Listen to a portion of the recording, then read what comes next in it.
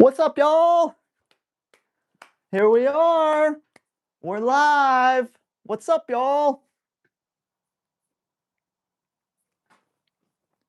Welcome to another live Q&A, dog training Q&A.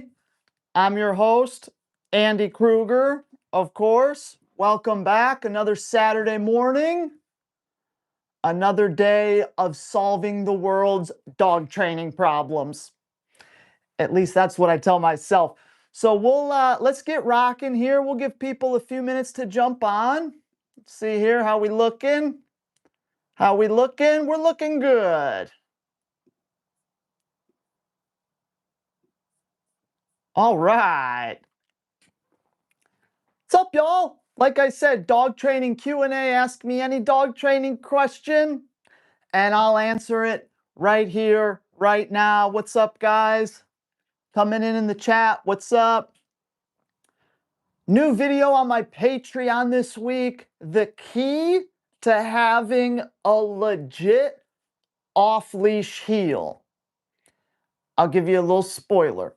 The dog having the ability to find the heel position no matter where the handler is.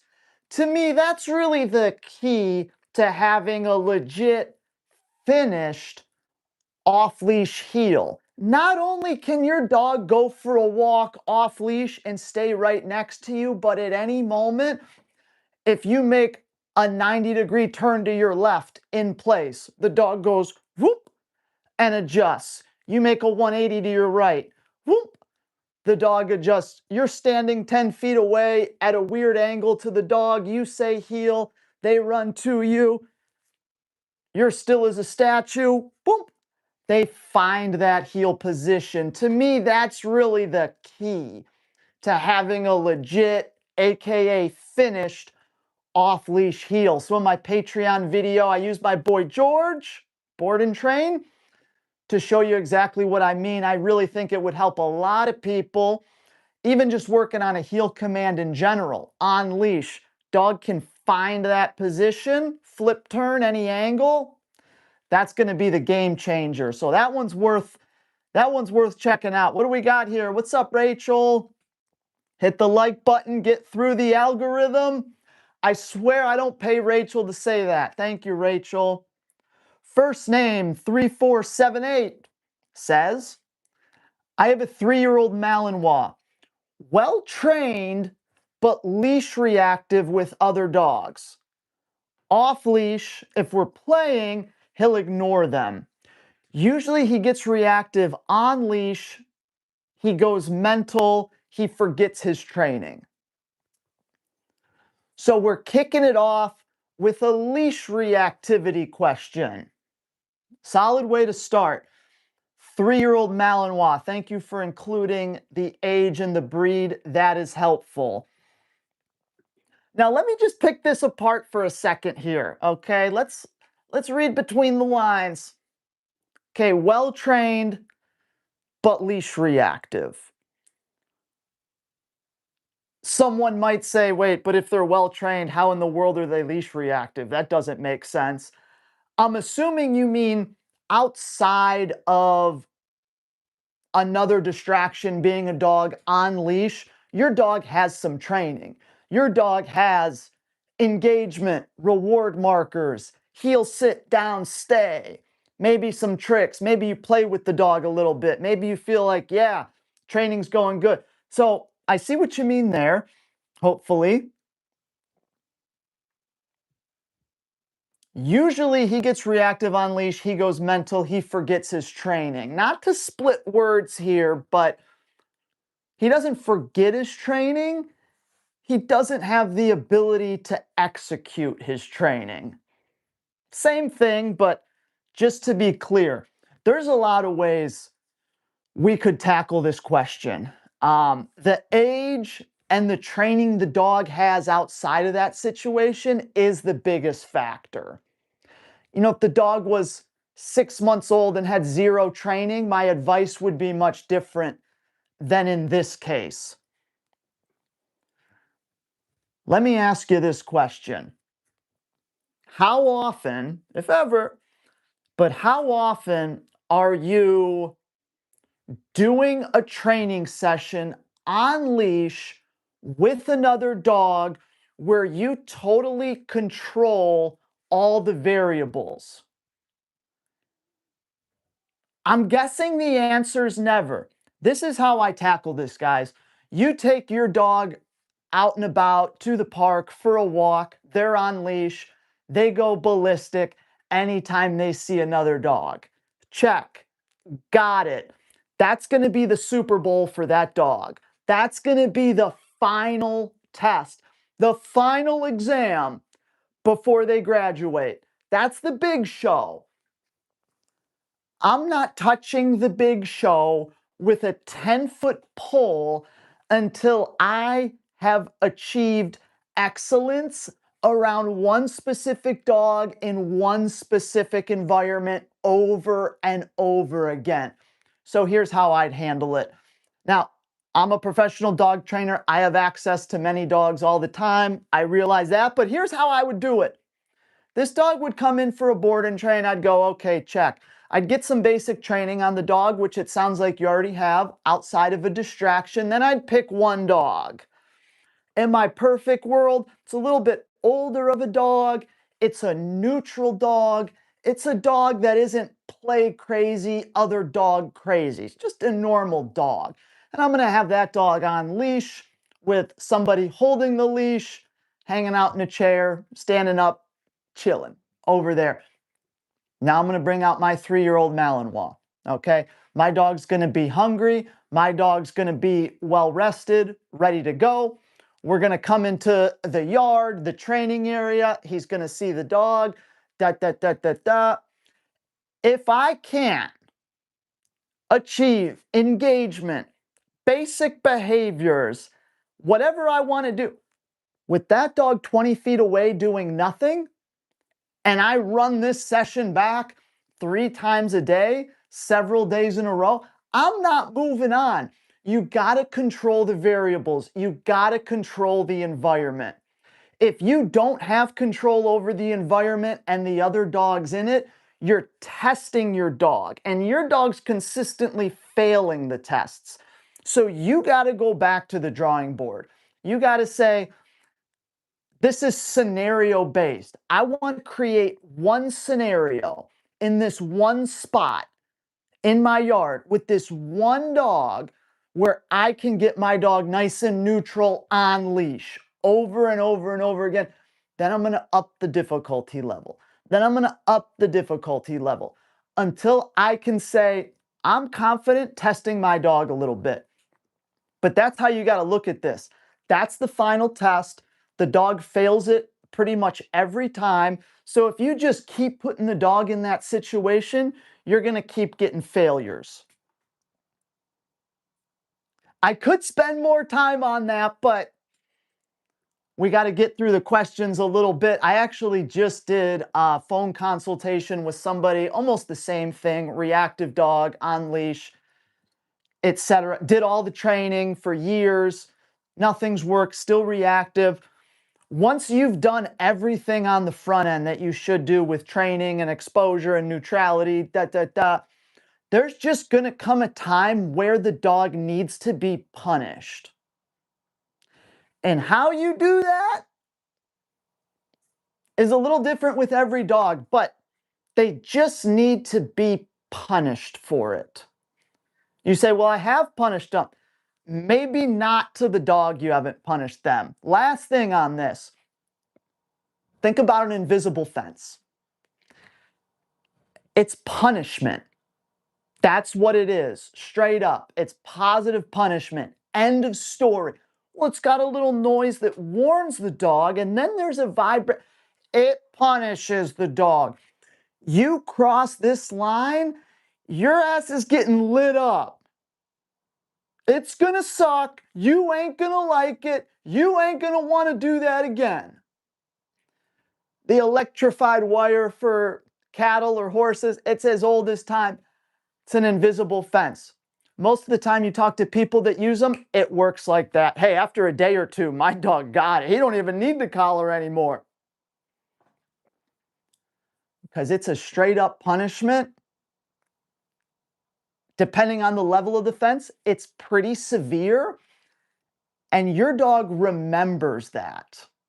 It's not a little nickel and dime where every couple days they have to get reminded, boom, punishment, and then they remember, and then they don't try to cross that line anymore.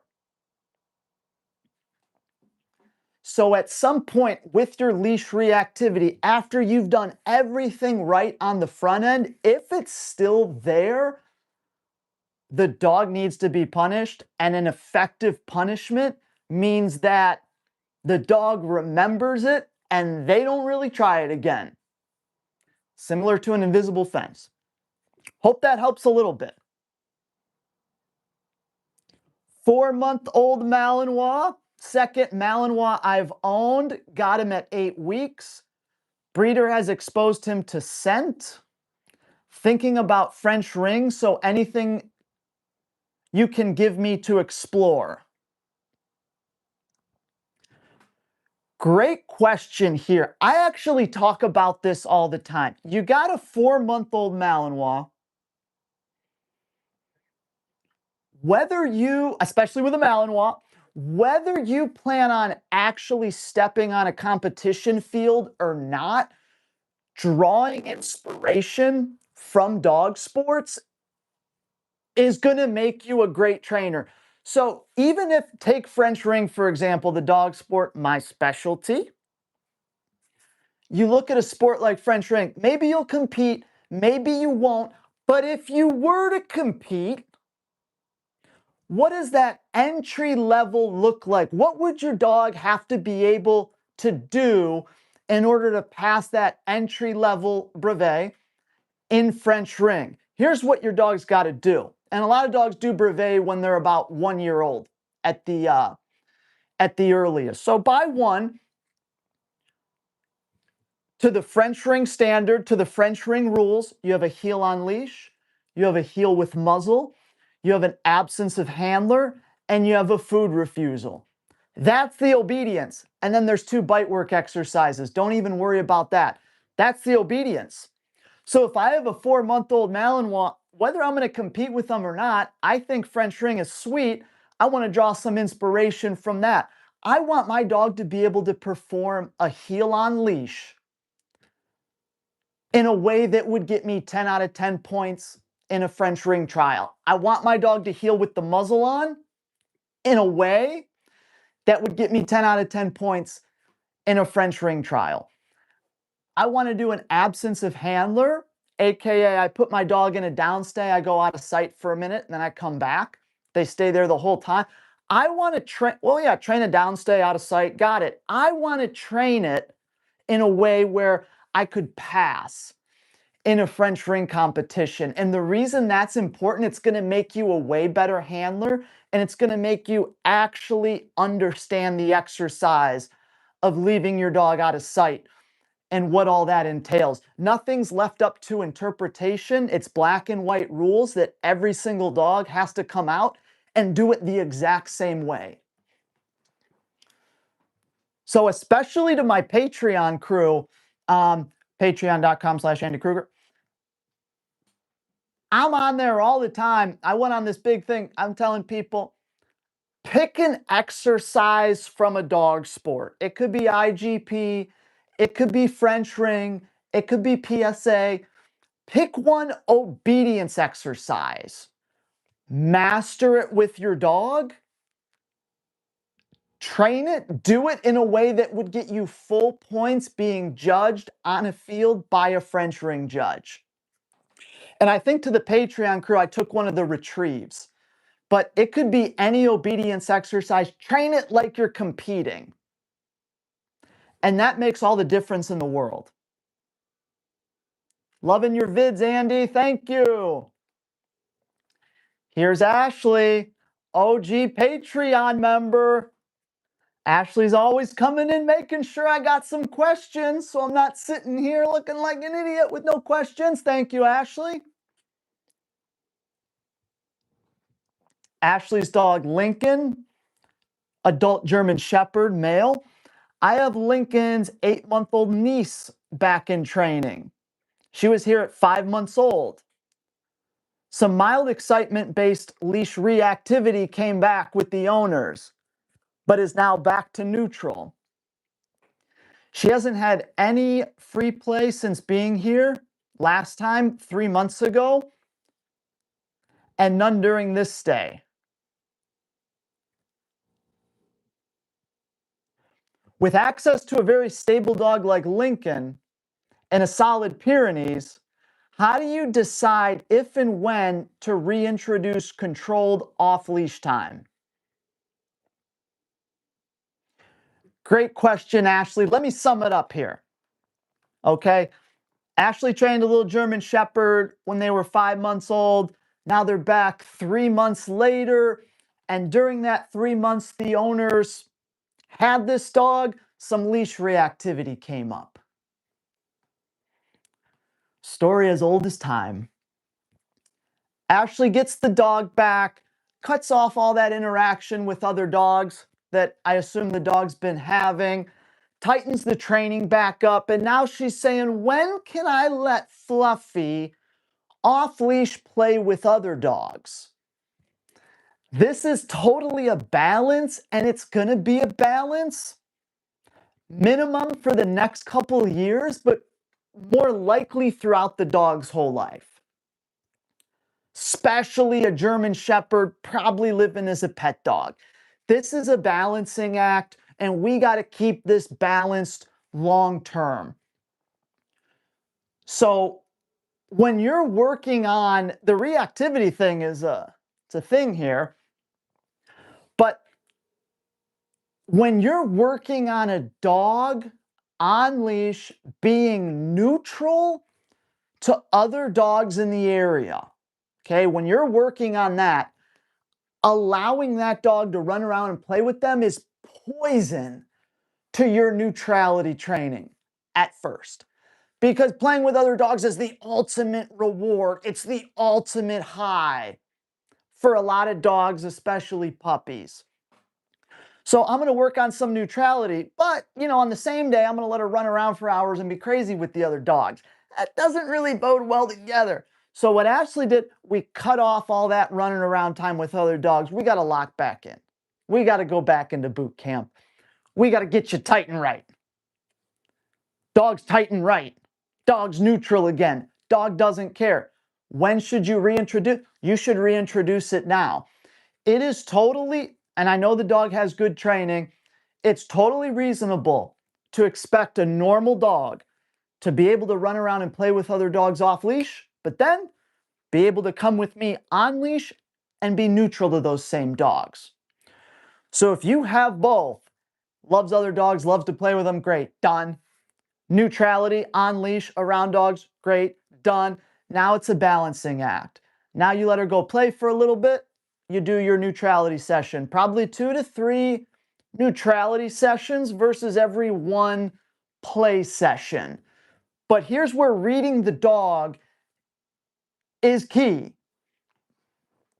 I'm looking at my dog and I'm going, is she neutral or is she just holding it together but is still itching to get over there? We're going to keep doing this. Or is she neutral? Yeah, I can kind of see she is. She's kind of given up on that idea of getting over there. She's kind of come to terms with, we ain't doing that right now. And she's cool with it. Okay, now, so that's the point there. It's reading the dog. Are they really neutral or are they just in obedience mode holding it together? That's what you have to determine.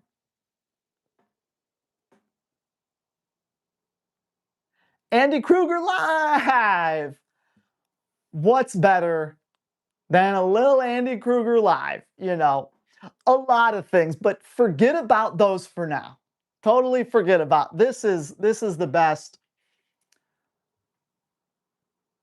Is dog training an art or science?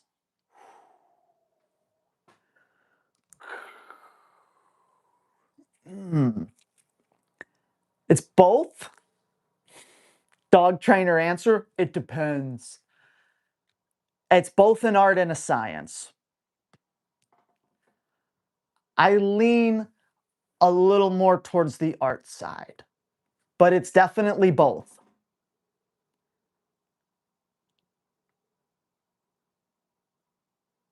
Oh, we got Brandon here. Indy's top dog. What's up? What's up? What's up? Brandon in the house. Why not 700? I'm trialing my 4-year-old Doberman now. Nice. Love that. Gonna get a Malinois puppy in a few months. Is there anything in training I should do different with a Mal than I did with my Doberman? Very interesting, because I was about to make a video on this concept, training a Malinois versus training another breed. Can you do it the same? Me and you are on the same page. What should I do? Is there anything I should do different? For me, no, because a competition dog's a competition dog, right? Pet dog's a pet dog, competition dog, competition dog. And that's what I'm assuming you're going to do since you're competing your Doberman. No, I would do it the exact same. Now, don't get mad at me, Doberman people.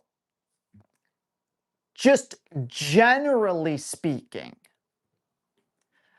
a Malinois, obviously their genetics are a little bit different than a Doberman. Maybe you could say, hey, the Doberman, they're better in these areas, but a Malinois is better in these areas. Generally speaking, a Malinois might have a little more pop to them, generally speaking, than a Doberman. But if the genetics work, I work them. You know, maybe the sessions wouldn't be quite as long. Maybe they wouldn't be as intense as a Malinois, but a lot of times they could. So I would train that dog the exact same way, foundation-wise. Once the dog starts to mature into an adolescent, into adulthood, that's when you're really going to see some differences and have to cater a little more to the genetics. But from a foundation standpoint, the first 6 months, I would treat that Doberman just like that Malinois, because they can both work, and I'm training them both for a sport. Same thing. Your puppy's going to tell you in those sessions if they need something a little different than what you're doing. So you got to be in tune. You got to be reading your puppy. And if everything, building a foundation, if everything isn't going like really well all the time, it should be. So you got to read the dog, make the tweaks you need. But yeah, I would have that thing. I'd train it just the same.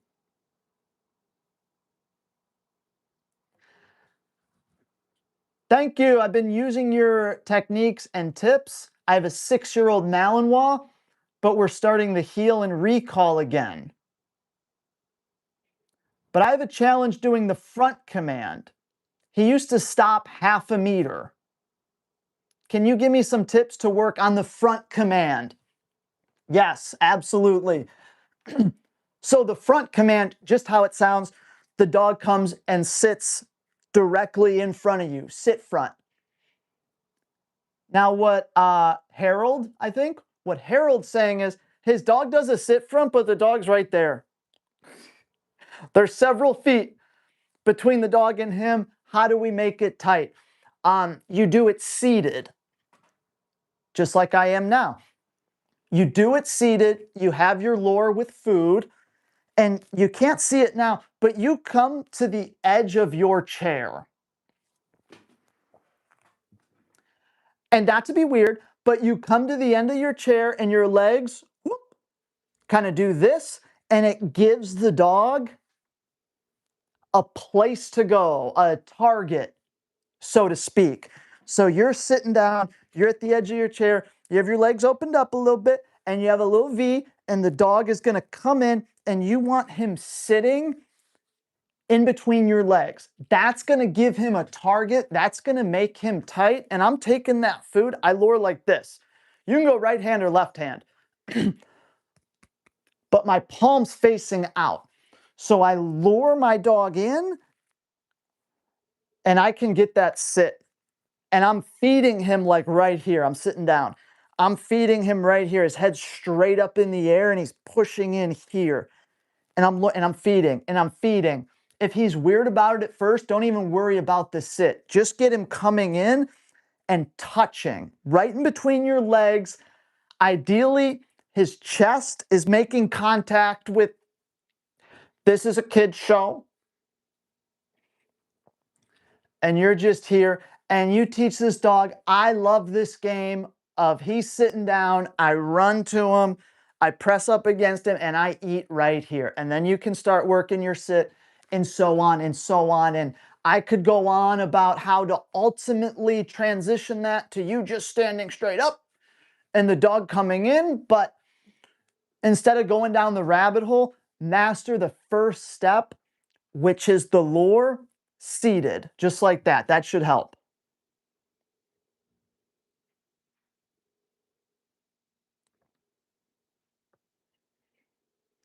Hey, Andy, great to see you. Love your content. Amazing. Thank you. Paid him to say that. Her. Thanks for doing these, Andy. 4-year-old German Shepherd with, I would say, average drive. Should I incorporate playtime with training? Separate playtime and training? Okay. I like to do a little bit of both. Sometimes a training session is a training session. Sometimes a play session is just a play session. It's great to separate them. It's great to do both. It's great to bring them together too, especially with a 4-year-old German Shepherd with like medium so-so drive. We got to give them an extra punch. What can bring that extra gear into the dog? The dog being in a play state of mind. So whether it's with food or a toy, you know, it's kind of hard to play with food, but we can still be playful with our movements and our noises, our gestures. But say you have a toy, sit, dog sits. Yeah. We take a ball on a rope. Boom, boom, boom. We throw it. That's a good boy. Comes back, lets it go. Yes.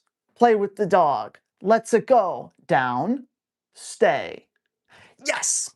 Boom. That's a good boy. Let him come back. Let him jump all over you. Let him play with the toy. Out.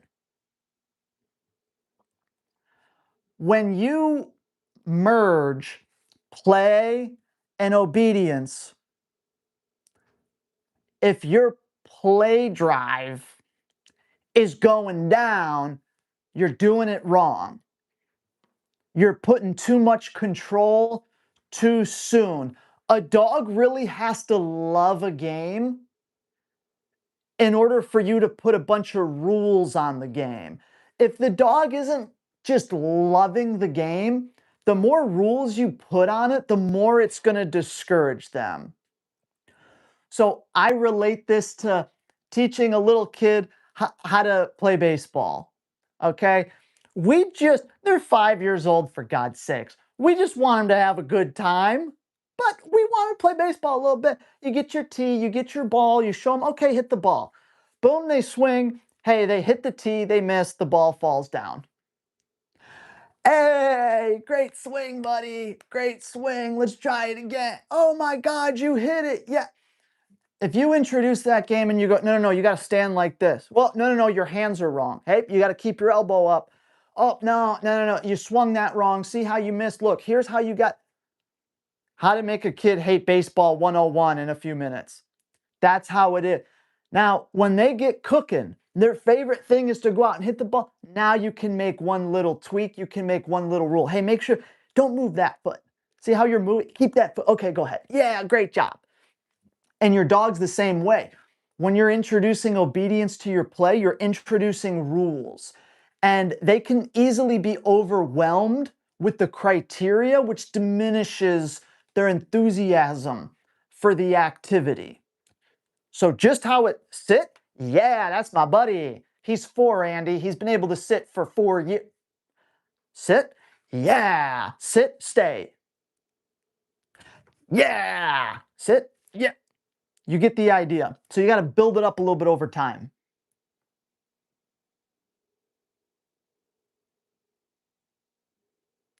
Okay, here we got one from Sam, I'll say. What are the non-negotiable commands every cane corso should master? Kane, okay.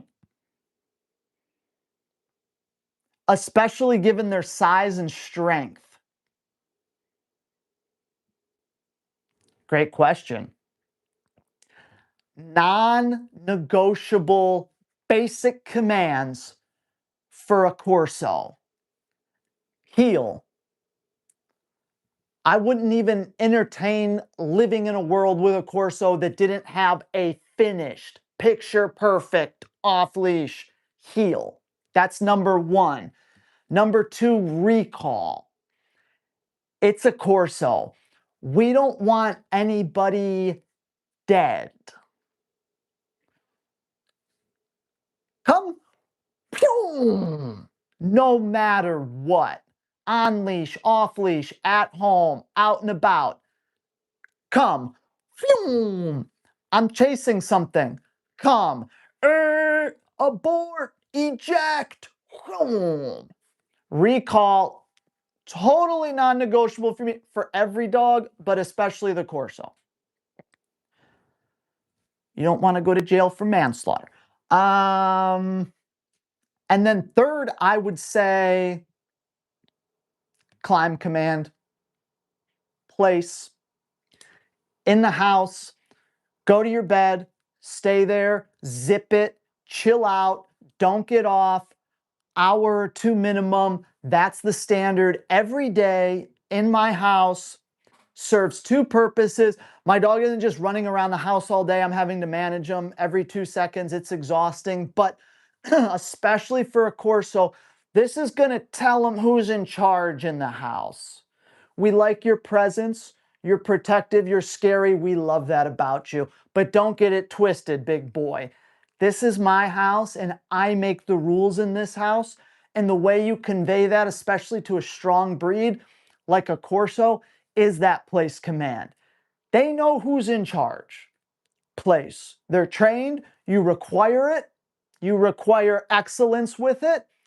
This is just going to give them a healthy perspective of where they are in the pecking order and block a lot of potential bad habits from happening. Corsos are protective by nature.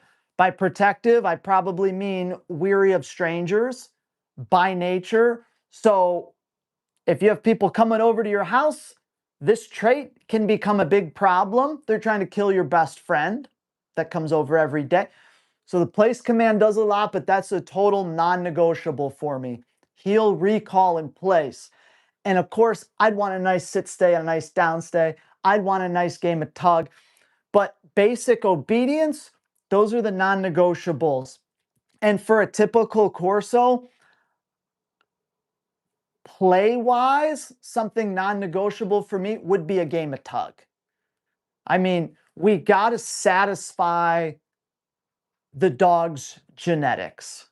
And whether it's a Malinois, a Shepherd, a Corso, if they like to bite the tug, we got to create a game around that. We then have to build rules around that. And I control the dog's mouth. I control the rest of the dog's body. So a game of tug there would be pretty crucial for me. I'd say those would be the four things. We're watching you from Poland, me and the whole family. 2 Mal girls and a Jack Russell. I love to hear that. What's up? You know I'm a Jack Russell guy. Somehow, my Jack Russell's still alive. This little bastard's got to be 16 years old. Oh, he's still here. Yeah.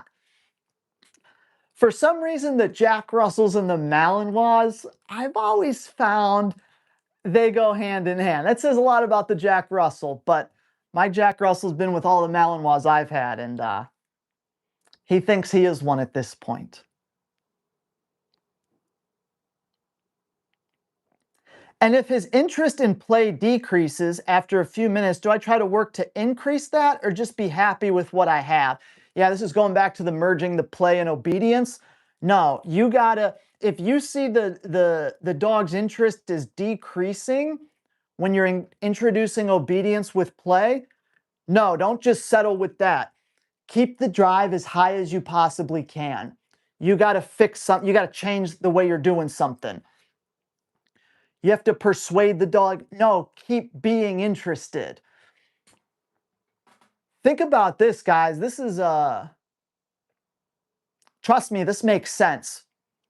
If you do things right, incorporating obedience into your play, tug work, ball work, it should boost the dog's drive ultimately. Adding control should bring up the drive if we do it perfect, generally speaking, right? Genetically, sometimes we're limited, but it really should. Because think of a dog chasing a rabbit around a yard. Phew, phew, phew. Super high prey drive. I mean, the dog's at the highest state of drive. Take that example. Boom, boom, boom, boom, boom. Man, they can't give any more. You harness that power. Sit, stay. A rabbit, maybe a lure course, right? Stay. And they're watching it. Go. Boom. It's like a racehorse loading up behind the gate. Little control adds a little bit more power. You're honing in the dog's drive, the focus, boom, boom, and they go. They're executing. They're not just crazy, belligerent, hectic, crazy. We hone it in and boom. Hone it in and boom. Should boost the dog's drive a lot of the times if we do it right.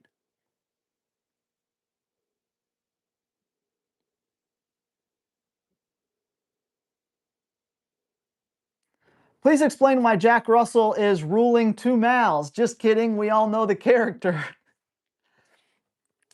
Jack Russells don't take no crap from anyone. I'll tell you that much. How would you safely and effectively rehabilitate a 4-year-old Corso that barks and lunges at other dogs on lead?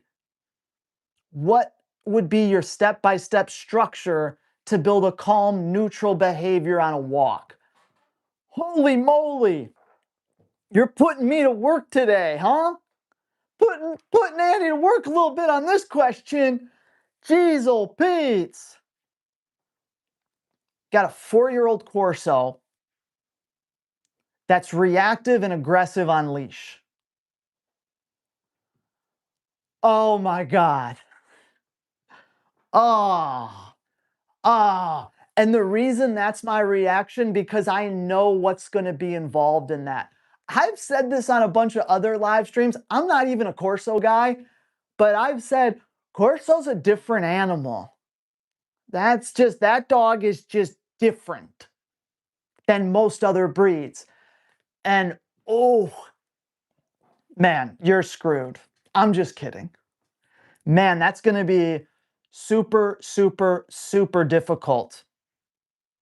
The age and the genetics are giving you this mountain in front of you. Go back to, I think it was the first question on this, talking about reactivity. That'll give you a little bit of insight. But here's what's going to make this difficult. I said at the end of that, look, when you do all the training, when you do all the scenarios, when you build everything up properly, there's going to come a point in time that the dog just needs to be punished. Some of the time, you need to apply a punishment. You want Fluffy to repeat, reward, reinforce. You want Fluffy repeat, punish. Very simple dog training. Corsos are tough to punish. This dog's going to be very tough to punish because the genetics the dog has and the state of mind that the dog's in, you're not going to be exactly safe applying some punishment to this dog in that situation. That's dicey. Look, here's what you got to do. 4-year-old Corso, you got to take a couple months, literally, to build a legitimate bond and training bond with this dog no other dogs involved. Other dogs don't exist for a few months. I don't care how I would need to make that happen, I'd make it happen. Need to take the dog out of that, and I need to become like this with the dog. Beautiful training relationship, lifestyle relationship. I know the dog in and out. Dog knows me in and out. That's the first thing you got to do. Because like I said in the first question, bringing him out for a walk, you're going to the Super Bowl. You're taking the final exam. I know he's going to fail. He ain't ready to play in the Super Bowl. So forget that situation exists. He doesn't enter it. It's just a one-on-one thing. And back to the first question on here, that's how I would start the process of doing this. You need to master one scenario. Stop looking far ahead and thinking, okay, but what if we're out on a walk? And then don't give me any what ifs.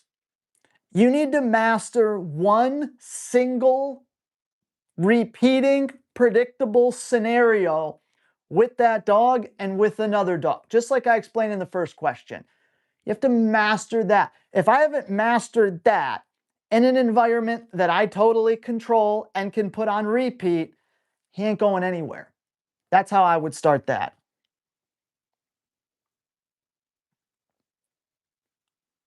Very good question. That kind of question is like the kind of thing, like I could keep talking about it, but I'll tell you this.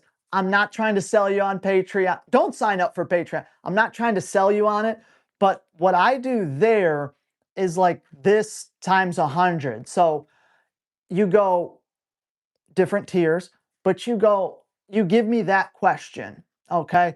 And then you're gonna send me a series of 1 minute or less videos, a handful of them, of the dog. Just show me their best stuff. Show me what you're working with here. I need to see. Okay? Show me, run him through, show me his best stuff. Let me get a feel for this dog and you working together. Okay, I got it.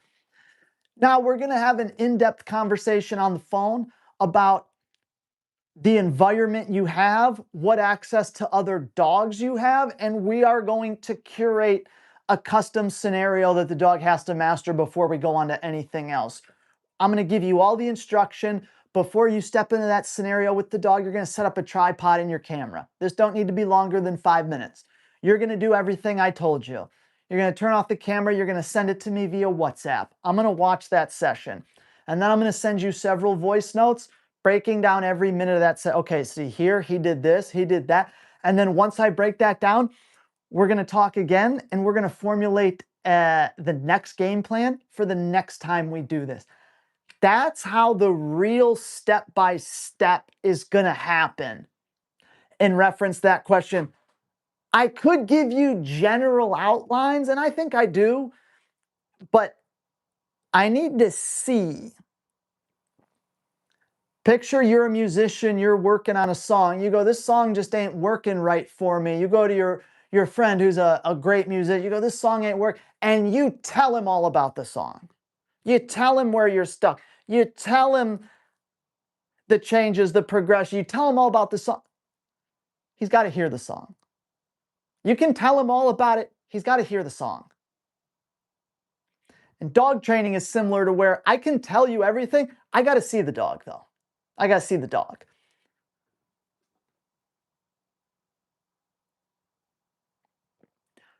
You're the best, Andy. Pater. Thank you, Ashley. Another one. Thoughts on the role predictability plays in reducing anxiety versus just obedience training. You guys are making me think hard today, all right? It's still early. I don't know, give him a treat. Predictability. What role does predictability play in the dog's training versus just obedience training? Predictability is everything in dog training. Broad statement. Check this out, Ashley. I compete with my dog, Freddie. There's a series of 20 plus exercises, all separate from each other. We're going to have to go out onto that field and do. I hope to God that when I start an exercise, my dog knows what we're doing. He can predict it. He goes, oh, this is the change of positions. Right when I set him up, he goes, oh, we're doing change of positions. He can predict it. I want that. Why would I not want my dog to know what he's about to do? Take it back to the foundation level. If I'm training a new puppy to sit and I do a bunch of sit sessions and then I pull out my bag of treats and I stand there and my puppy just goes into a sit before I do anything, he predicts it. Now I can start moving on with the behavior. If my dog can't predict when the behavior is coming next, if they can't anticipate it, do they really understand what we're doing? So I look for that at a foundational level, and I want that at the finished product. The challenge with predictability is the dog knows what's coming next. And they decide, I'm a dog, I'm really excited. I know what's coming next. I'm going to go ahead and do it. So you have to explain to the dog effectively that just because you know what's coming next, you still have to wait for me to tell you. And if you have that with your dog, you are golden. But yes, I like my dog to be able to predict exactly what comes next, as long as he possesses the skill set of, I wait for you to tell me no matter what. Those two things, you're going to be good. I hope that helps. Thank you so much. I used the front command to do it with ball. Will work. Yeah. There's the problem with your front. Remember the question from a few minutes ago, dog sit front several feet away from the owner? It's because you're doing it with the toy. No, you got to do it with the food right here. The dog's just eating right here. You want that again? Don't, no one clip that. No, the problem is teaching something with the toy. Because you have the toy here, you sit front. No, that dog wants to be here because he's ready for the ball. So you switch to food. Hell yeah, and the Jacks. Got 2 Jack Russells and my new Mal. The Mal's the youngest. Jacks are play buddies. Yep. Oh yeah. Double trouble. Have male dogs, but it's hard for them to follow command when there is a female around, specifically in heat.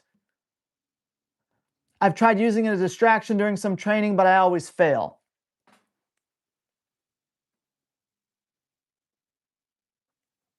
In heat and not in heat are different. Here's what I'll tell you about a female in heat and you have a male dog you're trying to train. Get those two the hell away from each other as far as you can ever get them.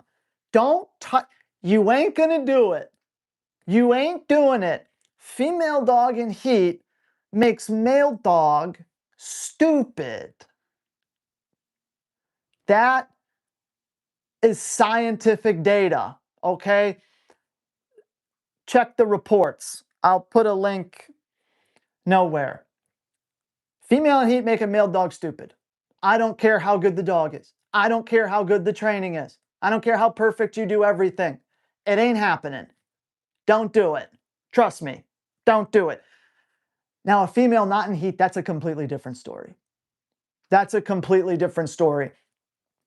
That should be no different than any other distraction. It's a distraction. So there, wake up, stupid. Quit that. I have regular expectations for my dog, but the heat, get it out of there.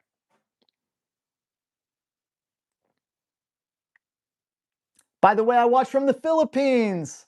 That's awesome. Thank you for being here. What time is it there? Thanks, Andy. Pulling the lead up while on a prong collar helps. Oh, yeah. Big time pressure will need to be delivered for punishment, for reactivity. Big time pressure. Don't jump right to that. But ultimately, most of the time, that is required. Look, guys, here's the thing about punishment, too. Unless you're sick in the head, which may be watching me, all of you, no, nobody wants to just straight up punish their dog. Who the hell would like that? Ain't no one like that. We want to train them. We want to do everything great. Look, we're not babies, okay? We'll correct the dog. We'll use a prong. We'll use an e-collar. We'll give them a quick little ouchie time. Hey, that's no problem. But nobody wants to, like, this session's going to be hell for you. Man, no one wants that. But if you have a certain bag of genetics, your dog, at a certain age, with certain habits, you're going to need to. It comes with the territory. Man, I really don't want to do this, but it comes with the territory. So you don't have to like it, and it's even better if you don't, because guess what? The dog doesn't like it either. No one's enjoying this. It's punishment. But sometimes, guys, it comes with the territory, and to be a responsible owner, you're going to have to do that. And no one's going to like it, but it's not going to have to be a regular thing. It's not going to have to be a long-term thing, but Fluffy might need their ass handed to him a little bit.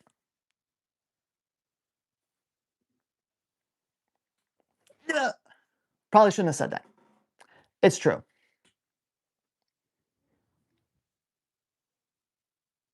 My 10-week-old Malinois puppy is growling and snapping at my face when I pick her up.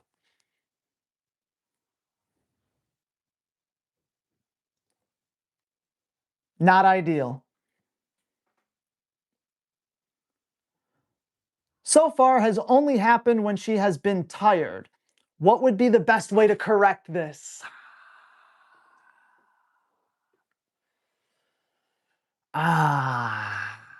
Brandon. Shoot, man, I don't know.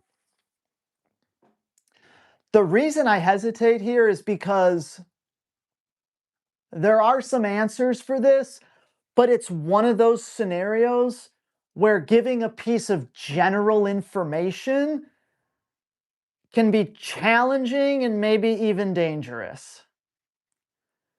Now, Brandon, if you were to ask me, 10-week-old Malinois puppy, how can I get this dog into a sit?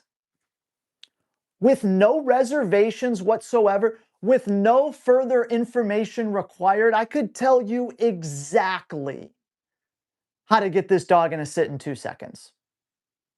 That would have been an easier question. You couldn't get me with a sit question. You got me on the hook for this. But when it comes to that, it's not like an obedience behavior. It's like a characteristic of this puppy. And it's without seeing, without knowing, without more information just about everything you've been doing with the dog in general daily for 2 weeks. General stuff here is hard. What would I do? What the heck would I do with this dog? Growling and snapping at my face when I pick her up. I mean, I would tell you what I would do. This is a family show. We want to be friendly here. And again, this piece of advice could be borderline like dangerous, meaning it makes it worse. I'm just going to tell you what I would do. If this was my dog in this situation, how I would do it. Not saying everyone else should do it. So I go, okay, you're 10 weeks old. I pick you up. You go, how? Not good. Not good for you. That's not good for you at all, actually. That's really, really bad for you, puppy. That's really bad to do that to me. That's like red alert, not good, not good. And you're going to find that out. Not good. If we're seeing this at 10 weeks old, It's always a mixture of genetic and lifestyle, but you're seeing some genetic stuff here. It's a Malinois. Hey, my 10-week-old Malinois snapping at my face. I'd be like, yeah, you have a Malinois. Sounds about right for a Malinois. Some genetic stuff going on here. But that tells me that's in the puppy's genetics. I could easily see that later in other situations. It's not some like learned behavior. They just do it. And it's like, huh, you're picking up the puppy. Maybe the puppy's thinking, I don't want to be picked up right now. And they're telling you that. Don't pick me up. So that's I'm not saying that's exactly what's happening, but that's possible. So now genetically, your puppy's telling you, my way to deal with stress, my way to deal with something happening that I don't want to happen is to attack it. And I don't think we need to go through all the reasons why that could be potentially dangerous down the line. So at 10 weeks old, the puppy's this big, it's a baby, now's the time to get in their kitchen. 4-year-old Corso, Sam, good luck. It's possible, but good luck. 10 weeks old, kitchen door's open. I walk right in the puppy's kitchen. Kitchen's here. I go right in their kitchen. I'm going to convey to that puppy that doing that to me is very bad and to never do that because I'm in charge and I'll kill you. Don't do that. Again, tough to give general information there, but that's not something where you want to be like, okay, it'll go away. I want to convey to that puppy in that moment, don't F around with me like that, Jack. No siree. How to stop from pulling. You'll hate this answer. I'll go further though, but you'll hate this answer. How do you stop pulling? Train a heel.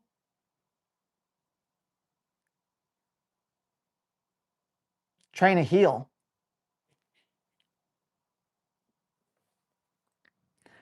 There are some dogs out there that are an exception to the rule. There are some dogs out there that you put them on leash and you never do a lick of training in your life and the dog walks on a loose leash for you. That's out there. I've seen it. It's very rare. A majority of the time, you slap a leash on a dog and do no training, you're going to have a dog that pulls. 9 times out of 10.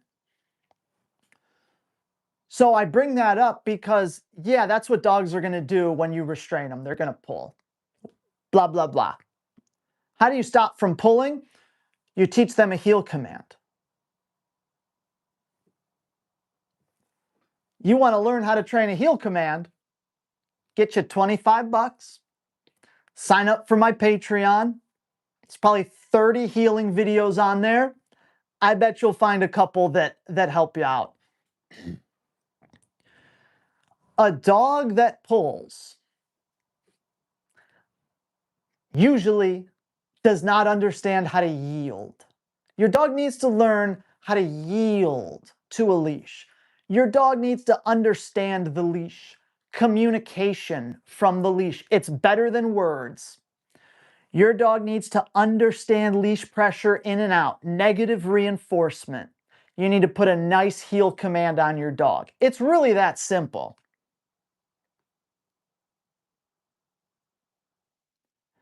Here's Ashley again. How do you manage the impact on intact males in the same environment, even with full and absolute separation, even different parts of the yard?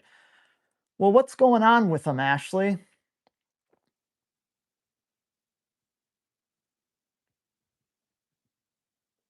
How do you manage intact males in the same environment? I don't know. You'd have to elaborate a little more on that, but I will tell you this, Ashley.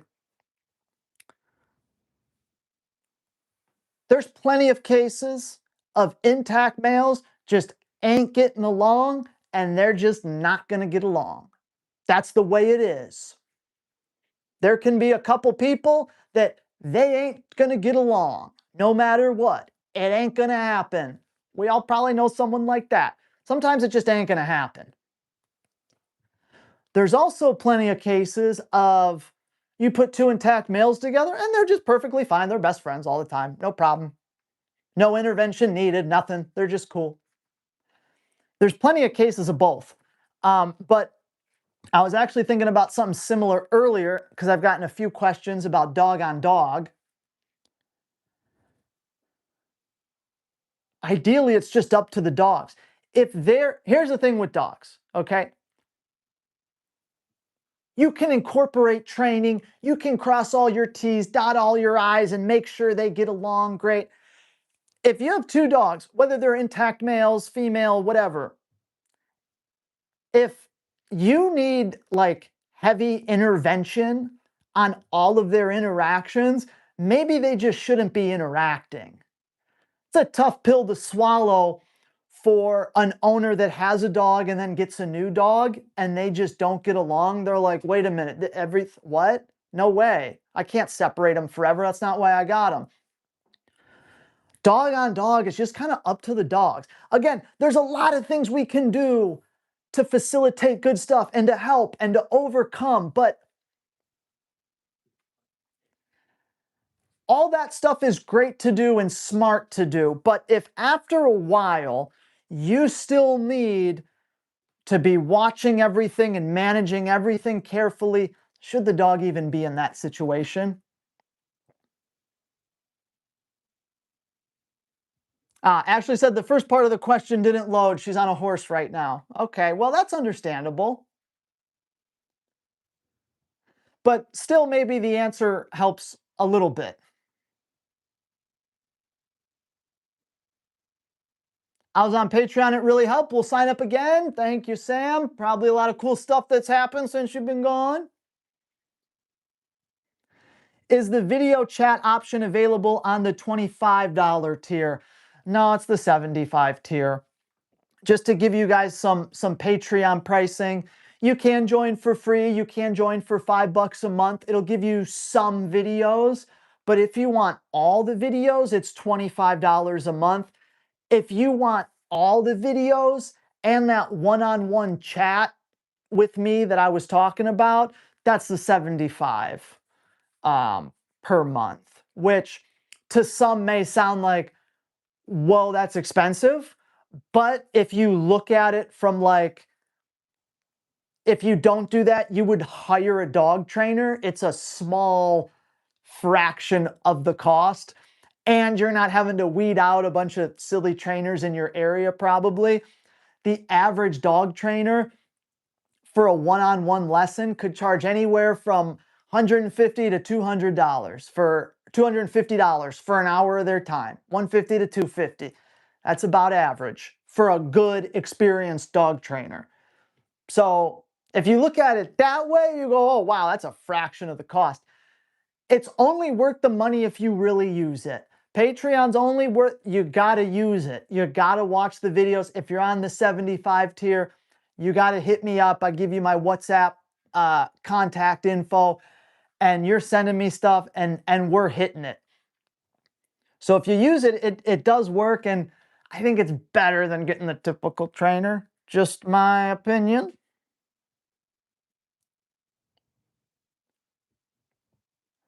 And let me elaborate one more thing on that.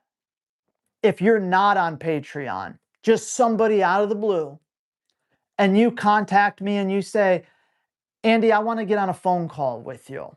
I want to send you a video. I want you to pick it apart. I want you to help me train my dog remotely. I don't want to go through Patreon. The cost of all that would be double, pretty much. So doing it through the Patreon is definitely the best way to do it for people. If you can fit it in your budget, Patreon's fabulous. Andy will help you work through issues and certain problems. Love Patreon. Can't wait to get back. Thank you. I love hearing that. That's why I do all these videos. If it's not helping people and getting results, I'm not that interested in it. So I'm really happy to hear that. Yeah, and look, if you say, hey, That's too expensive for me, Andy. Jump on for a month, get some stuff, jump off.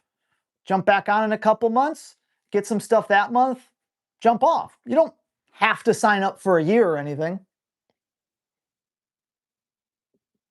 Hey, Andy, love your training and your tips. Thank you so much. Have a question. 10-year-old high drive working German Shepherd that loses all focus on me once I show him his favorite toy and tug. 10 years old, the boy still got it. That's what I'm talking about. Boom, down boy, easy Fluffy. He loses all focus when I show him his favorite toy or tug. Now he's 10, so let's be nice to the guy. Okay? He's given us 10 years, for God's sakes. Let's be nice to him. Use a place bed. Plain and simple. Forget sit, stay, wait, whatever. Forget all that. Place bed. Okay? It's an elevated surface, 6 inches off the ground, a rigid border. Like the dog can clearly tell if they're on it or off of it, right? It's not like a sit where they can wiggle around and move. They're on it. Place, toy comes out. He tries to leave the place, block with the leash. Just block him, block him. He stabilizes on it for 2 seconds, give it to him.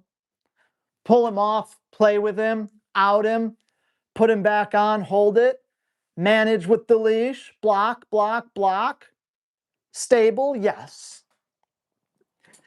He needs a clear black and white target to be on.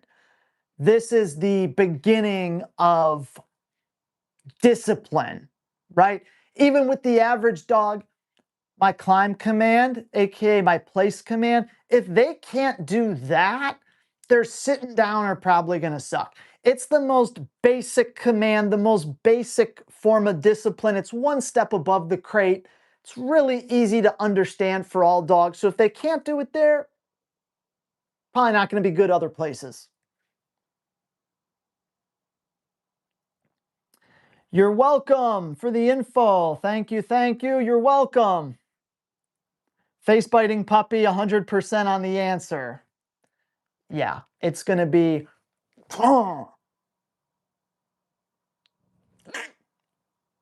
Don't ever do that again. No one clip that.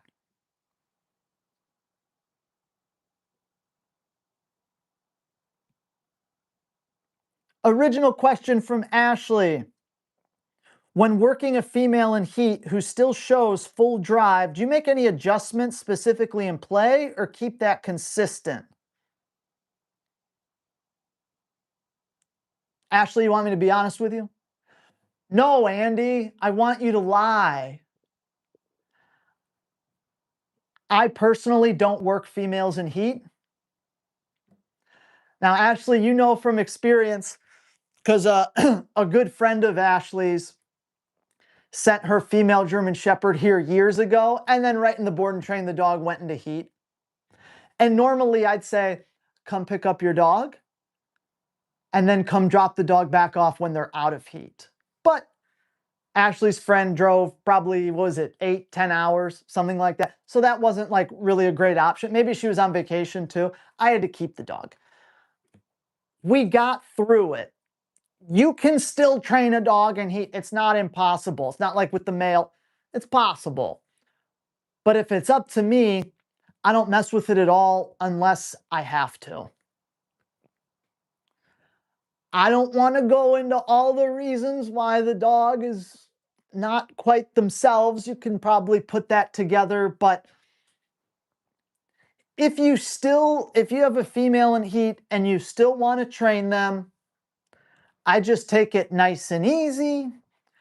I want to run the dog through a bunch of stuff they know, stuff they can have success with. It's more of a maintenance kind of couple weeks than like you're going to tackle and learn brand new things. It's more just a maintenance. I keep the dog active. I keep the basics sharp, but I'm not looking to put the dog in a situation where I have to punish them. I'm not looking to try to, build something brand new in that time. So hopefully that helps a little bit. And How do you manage the impact on intact males? That's what it was. How do you manage the impact on intact males in the same environment, even with full separation? Yeah, you're screwed.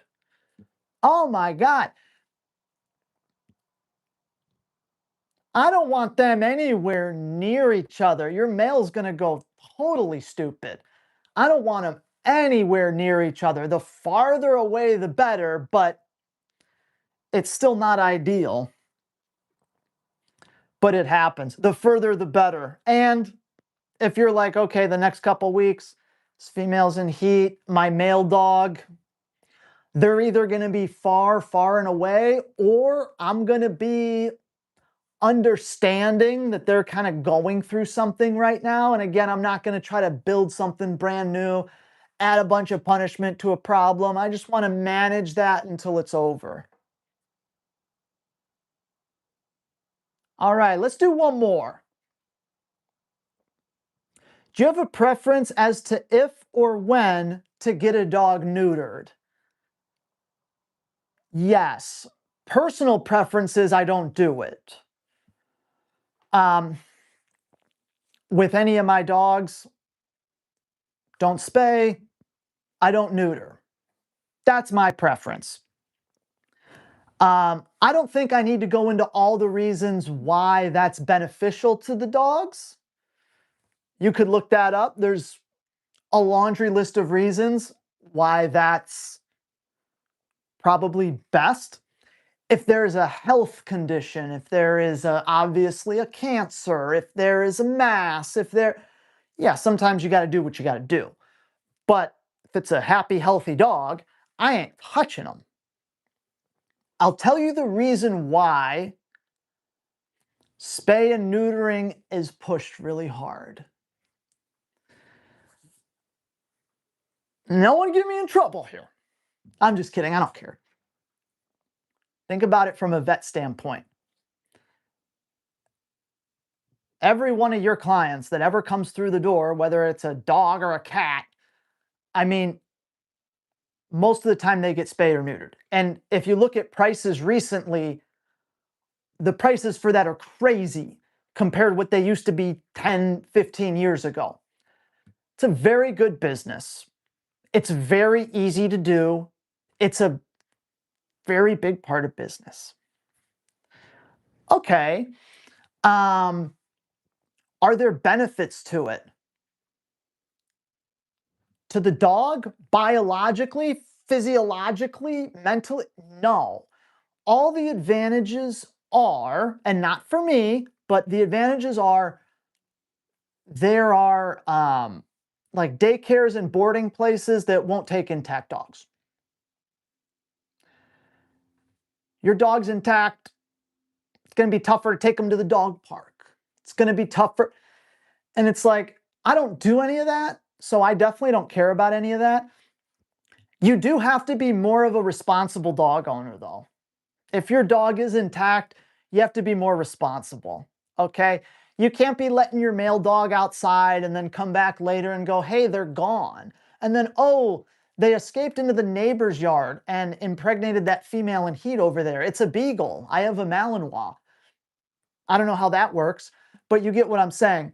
You have to be a little more responsible with the dog. You have to be a little more selective of the situations you put the dog in and etc. But I wouldn't do it unless my dog was going to have a serious, like, unless they had cancer. That's the only time I'd do it. Sounds extreme. And look, if you do it, you don't have to feel bad about it. A lot of people will recommend wait till your dog's at least 2 years old and fully developed if you're going to do it. I've known dogs that have lived to be 15, 16 years old that were spayed and neutered at a very young age. So it's like, is it good for the dog to do it? No. Could it be like devastatingly bad to the dog? Usually not. Confused with your male answer with a female in season. A male has to trial with females in season.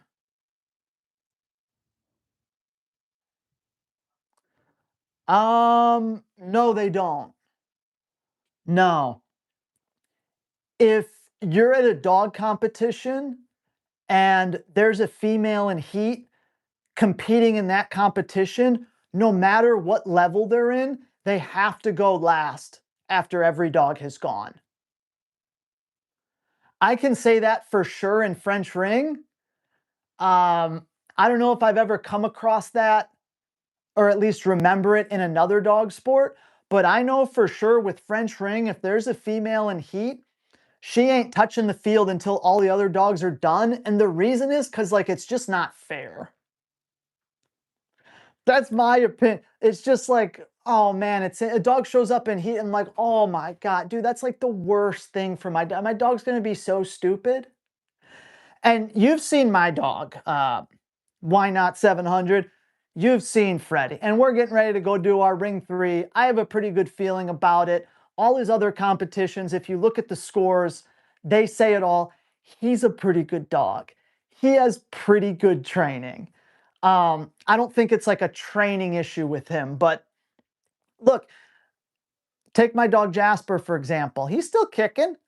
My dog Jasper, I remember him being around other females in heat and doing, he didn't get that stupid. He didn't care that much. Freddie will have a meltdown. He'll have a total meltdown. So it depends on the dog a little bit, but I know in ring, you would never have to trial after a dog in heat. Unless the handler kept it secret. And that wouldn't be good. I don't know. What do you think? I'm about to jump off, so if you want to throw something else in at me, do it, but maybe in other sports. The smell is still there.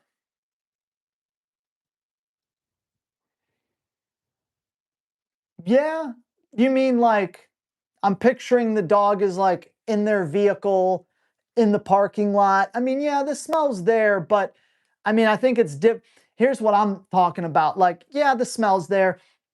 And my wife actually has an intact female, and she obviously goes into heat, and so he is around that. But I'm talking about like picture the absence of handler.